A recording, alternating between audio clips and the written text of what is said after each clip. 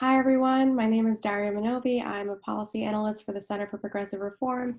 I'm excited to be here today, and we'll be talking about how we are working to make the case for cumulative impacts analysis in Maryland's environmental permitting and enforcement. Center for Progressive Reform is an organization of more than 60 scholars and a professional staff, creating powerful tools and strategies for policymakers and the public to advance policies and processes that ensure the safety, health, and well-being of people, their communities, and our environment. Our focus areas are protecting the public through sensible safeguards, securing good government that is responsive to the public's needs, and creating a sustainable future. So while CPR works on issues nationally, much of our place-based work is focused on the Mid-Atlantic, particularly Maryland and Virginia. And in Maryland, we're currently part of a few collaborative research and advocacy groups working to improve environmental permitting, monitoring, and enforcement of industrial facilities in the state. For those who may not be aware, Maryland is a state that has long grappled with environmental injustices and where there unfortunately has been little change, particularly from a policy and regulatory perspective, to address these harms. And to illustrate a few examples where the state has failed local communities in environmental regulation, we'll start in Prince George's County, which you can see there on the map with the green star.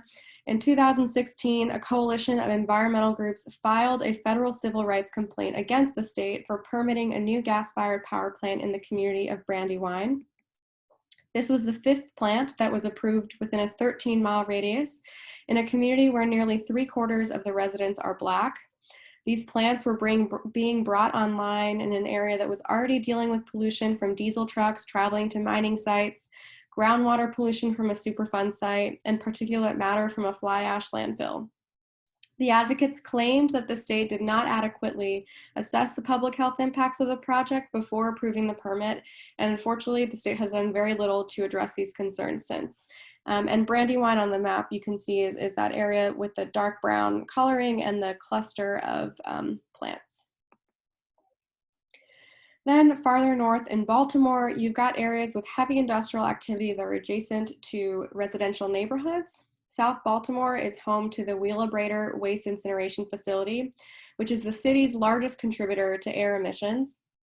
And in the 2.5-mile radius around Wheelabrator, there are an additional 200 other polluting facilities.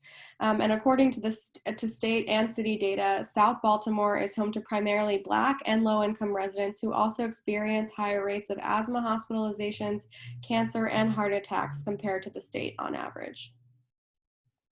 Grassroots advocates in the community have tirelessly fought for stricter pollution controls by the facility, and it's really been the city, not the state, that has intervened. Just a few weeks ago, the city renewed its contract with Wheelabrator, and while they tried to achieve enforceable pollution limits under Baltimore's Clean Air Act, due to some litigation, they ultimately agreed to have the facility invest in air quality control upgrades. While this certainly indicates progress, the facility was able to gain exemptions for certain air pollutants. And I think it's also worth noting that this is a fight over just one facility, and that the communities continue to be exposed to a combination of air emissions from a slew of facilities in their community. So, this Wheelabrator is not emitting in a vacuum. There's unfortunately many more in the area. Lastly, we find ourselves on Maryland's Lower Eastern Shore. This region is home to the greatest number of concentrated animal feeding operations, or CAFOs, in the state. In 2009, there were only 7 registered poultry CAFOs, and as of October 1st of this year, the number had grown to 526 in the state, again with the majority located on the Lower Eastern Shore, which is those 3 counties on the bottom right of the map where the star is. While the Lower Eastern Shore is largely rural, as you can see on this aerial image of Pocomoke City, chicken houses are everywhere. They emit particulate matter, hydrogen sulfide, and ammonia, and for years, residents have complained of noxious odors, asthma and respiratory health issues, stomach aches, among other things, and yet the state hasn't taken any steps to comprehensively assess these impacts, nor have they attempted to limit the seemingly unmitigated proliferation of these facilities. And this is to say nothing about the water quality impacts from the chicken litter, how that's impacting the Chesapeake Bay or residents' drinking water. And due to a loophole in the Clean Air Act, these facilities are not required to monitor their air emissions. For years, grassroots and environmental advocates have fought for stronger protections, including introducing the Community Healthy Air Act, which would have required the State Department of Environment to study the public health impacts of air emissions from chicken farms. However, due to industry pressure and agency opposition, the legislation did not pass, and yet again, grassroots advocates were left without recourse. In all of these instances, we've seen the state defer to industry interests and oftentimes point to a lack of data as justification for inaction. And there also does not appear to be any comprehensive assessment of the public health and environmental impacts in permitting decisions. So it doesn't even appear that they're really seeking this data out. In lieu of state action, advocates and researchers have become increasingly interested in requiring the state to consider the cumulative burden of environmental and social stressors on communities in their decision-making. Cumulative impacts recognizes that environmental and social stressors, when considered together, can compound to have a more significant impact over time. One tool that is often used in cumulative impacts analysis are environmental justice screening tools. EPA, for example, maintains a national EJ screen tool that combines data on 11 environmental and 6 demographic indicators to show cumulative burdens in a geographic area, typically a census tract. While this tool is very helpful, critics have argued that it does not provide an overall picture because an index score is provided for each environmental indicator.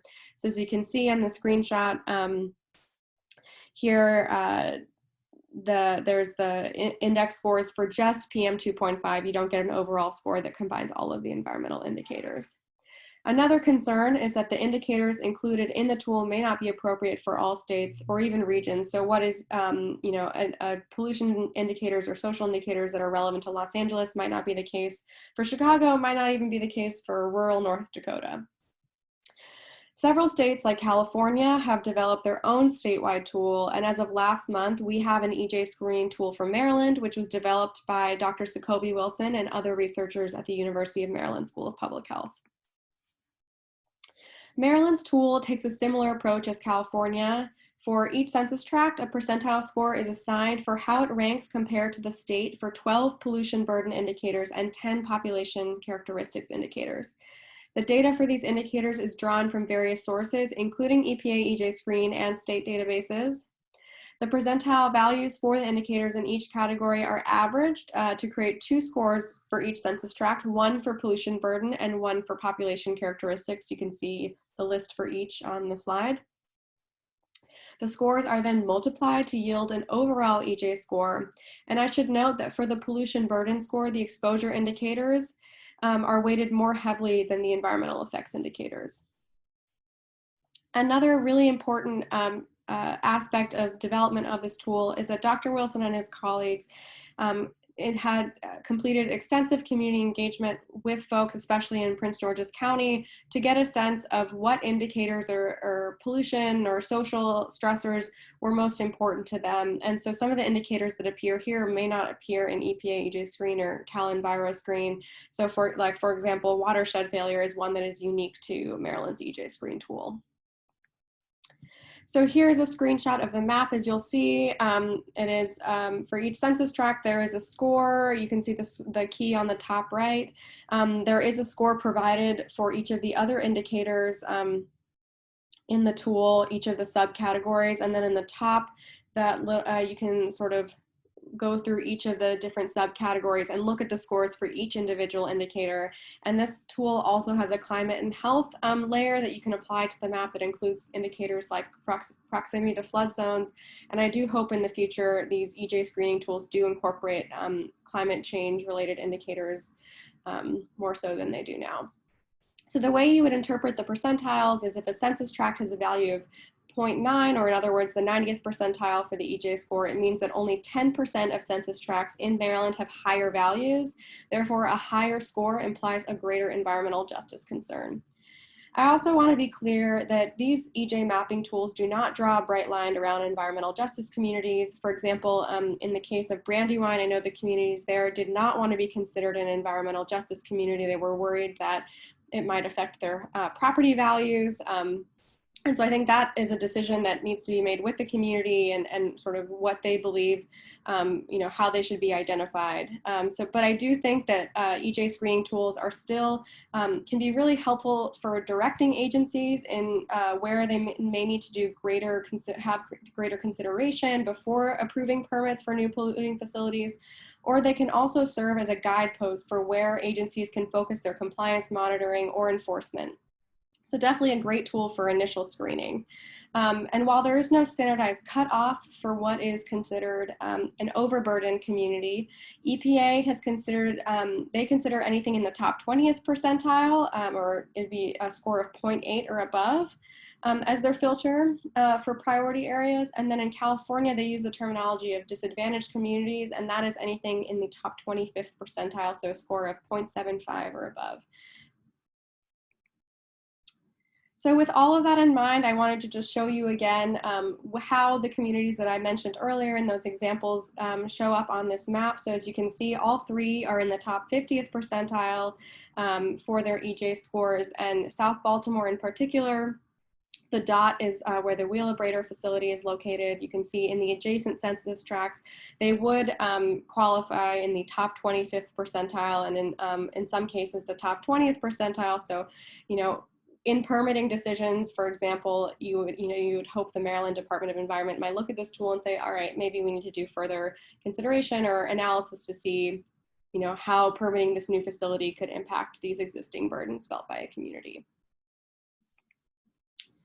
So at the moment, there's no requirement that the Maryland Department of Environment or other agencies use this tool or other meaningful cumulative impacts considerations in their permitting or enforcement decisions, and advocates are working on ways to change this. There are various avenues for achieving this. In the last 5 years, state environmental groups have introduced legislation that would require facilities applying for permits administered by the Department of Environment to conduct and submit a cumulative impact assessment before a determination is made on the permit.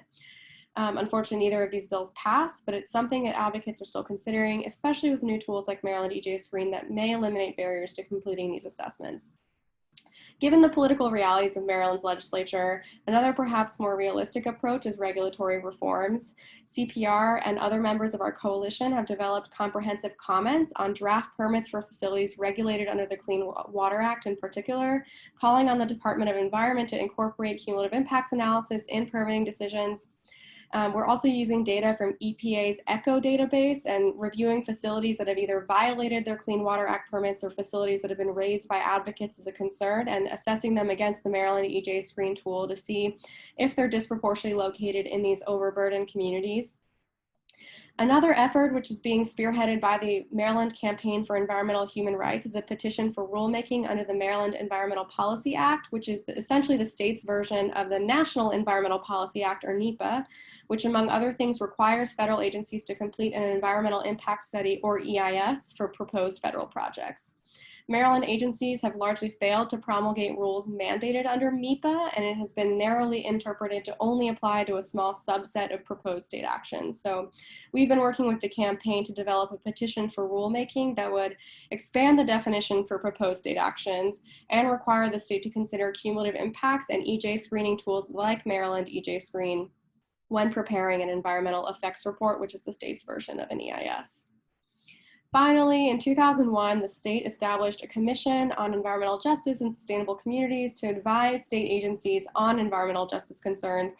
Unfortunately, this commission has been largely ineffective at achieving its objectives and has received significant criticism from grassroots advocates. That being said, we do think it's important to try to influence this body that already exists, and one of the objectives of this commission is to develop criteria to assess what communities may experience environmental justice issues.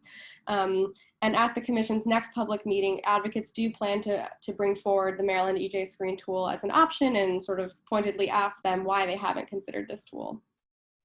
So there's certainly a long way to go, but screening tools like Maryland EJ Screen can provide a powerful visual representation of the cumulative burden faced by communities, and we're hoping to leverage the immense data in the tool to compel the state to remedy years of ill-informed decision-making that has contributed to a slew of environmental injustices in Maryland.